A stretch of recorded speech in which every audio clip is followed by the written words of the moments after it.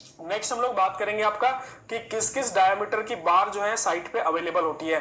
देखो, जो experience engineers हैं उनको क्लियरली पता होता है कि आपका साइट पे किस किस डायमीटर का बार की आपकी डायमीटर की जो बार होती है वो मार्केट में अवेलेबल होती है। लेकिन जो फ्रेशर इंजीनियर है उनको ये तक भी नहीं पता होता कि आपका किस किस डायमीटर की बार जो है मार्केट के अंदर अवेलेबल होती है। तो यहाँ पे मैंने कुछ डायमीटर आपके मेंशन किए हुए हैं जो आपके मार्केट में अवेलेबल होते हैं, जो हम लोग साइट पे जनरली यूज करते हैं। सबसे मिनिमम हम लोग यूज करते हैं आपका 6 mm। वैसे 6 mm प्रेजेंट टाइम में इसका इतना यूज नहीं है, लेकिन हम लोग जो है आपका मार्केट में ये आपका अवेलेबल होता है। तो 6 mm से आपकी स्टार्टिंग होती है। उसके बाद में ये आपका 6 mm के बाद आपका फिर 8 mm आता है, 8 के बाद आपका 10, फिर 12, फिर 16 के बाद फिर 20 आता है, 25, उसके बाद 20 mm, 32। क्लियर। मैक्सिमम ज्यादातर आपका 32 तक यूज होता है। उसके बाद 36 भी आपका यूज होता है, 40 mm भी यूज होता है, जो आपकी बड़ी कंस्ट्रक्शंस होती हैं, जो मैसिव कंस्ट्रक्शंस होते हैं उसमें यूज किया जाता है। इसके अलावा आपकी जो और ऊपर के जो बार 40 के बाद जितनी भी आपकी बार्स होती हैं वो आपका ऑर्डर पे आपकी क्या की जाती है, आपकी वो मैन्युफैक्चरिंग की जाती है। क्लियर है। अगर हमें कोई स्पेशल बार की रिक्वायरमेंट होती है तो हम कंपनी को उसके लिए इस पे क्या किया जाता है, आपका स्पेशल आपका ऑर्डर दिया जाता है। क्लियर है। तो आपका 6 mm, 8 mm, 10 mm, आपके जो फ्रेशर इंजीनियर होते हैं उनको ये तक भी नहीं पता होता कि आपकी किस किस डायमीटर की बार जो है आपकी अवेलेबल होती है। तो आपका 6 mm से स्टार्ट होती है, उसके बाद 8 mm, 10, 12, 16, 20, 25, 28, 32, 36, 40। इस तरीके से ये आपकी डायमीटर की बार जो होती है क्या होती है, आपकी अवेलेबल होती है। इसके बाद है आपकी क्या, standard length of bar. Standard length of bar, standard length क्या होती है आपकी, जो हम लोग मार्केट से परचेस करते हैं उसकी स्टैंडर्ड लेंथ क्या होती है। तो आपकी जो भी जितनी भी बार आती है उनकी जो स्टैंडर्ड लेंथ होती है वो होती है आपकी क्या, 12 मीटर। एक बार मेरी जो होती है उसकी लेंथ मेरी कितनी होती है आपकी बच्चों, 12 मीटर। 12 मीटर की मेरी एक लेंथ जो है मार्केट में क्या होती है, हम लोग उसको परचेस करते हैं। इसके बाद एक सिंपल सा फॉर्मूला है, ये आपसे काफी बार इंटरव्यू में भी पूछ लिया जाता है कि मेरा आपका जो वेट पर मीटर क्या होता है, जो मेरी बार होती है स्टील की उसकी वेट पर मीटर क्या होता है। इसके अलावा जब भी साइट पे भी अगर आप काम करते हो तो वहां पे भी इस फॉर्मूले की आपकी काफी यूज होता है कि आपका ये फॉर्मूला आपका क्या, d² / 162। Clear, d² / 162।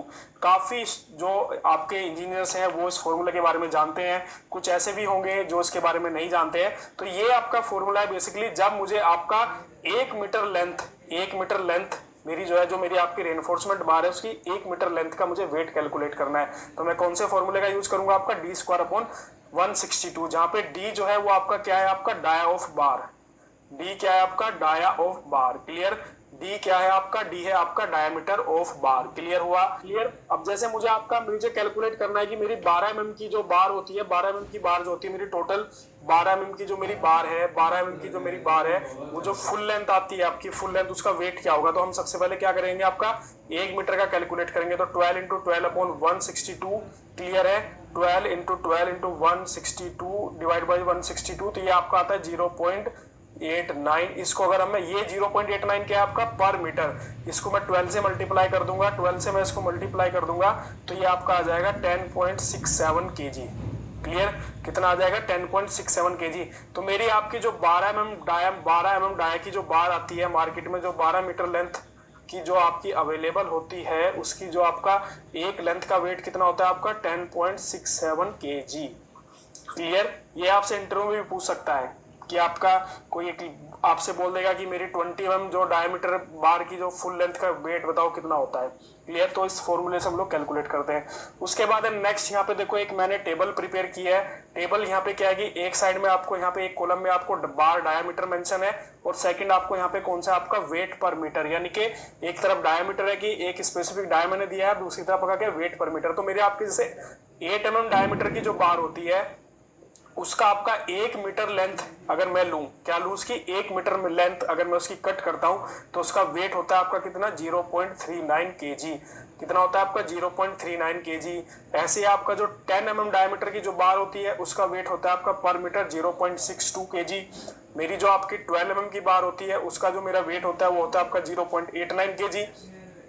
ये सब हम लोगों ने कैलकुलेट कैसे किया, आपका d² / 162 वाला जो फॉर्मूला है इसी से मैंने कैलकुलेट किया है। 16 का क्या होता है आपका 1.58 kg, 20 का मेरा क्या होता है आपका 2.47 kg, 25 का मेरा होता है आपका 3.85 kg, 28 का मेरा होता है आपका 4.84 एंड लास्ट आपका 32 का मेरा क्या होता है आपका 6.32।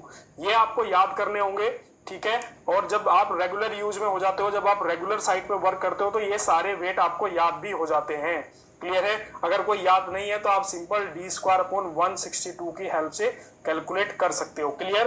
तो आपका 8 mm का 0.39, 10 mm का आपका 0.62, 12 mm का आपका 0.89, 16 का आपका 1.58, 20 का आपका जो है 2.47, 25 का 3.85, 28 का 4.84 एंड लास्ट 32 का आपका 6.32। क्लियर? चलिए इसके बाद है